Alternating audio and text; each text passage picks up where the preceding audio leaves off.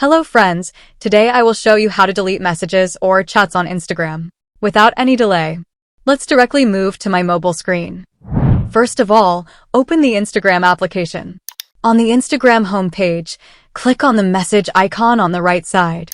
In the message section, the account that you chatted with earlier is shown here, so simply select the account, go inside, click and hold the sent message. If you click on delete for you, then this chat is deleted from here only, but not from the receiver's account. So if you want to delete it from both sides, then you have to click on unsend and again click unsend on this pop-up message and once again click unsend on this pop-up message. Now you can see that the sent message has been deleted. Now it's time to delete the received message, so select the message and then click on delete for you. Again, click delete for you at the bottom and once again, click delete for you on this pop-up message.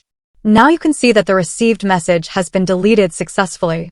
But if you want to delete all the previous chats, then go back and select and hold the account in which you want to delete all the chats. Now just click on delete and then click on delete again on this pop-up message. This is how you can delete all messages on Instagram. If you found this video useful, then please do like and subscribe. Thanks for watching and have a good day.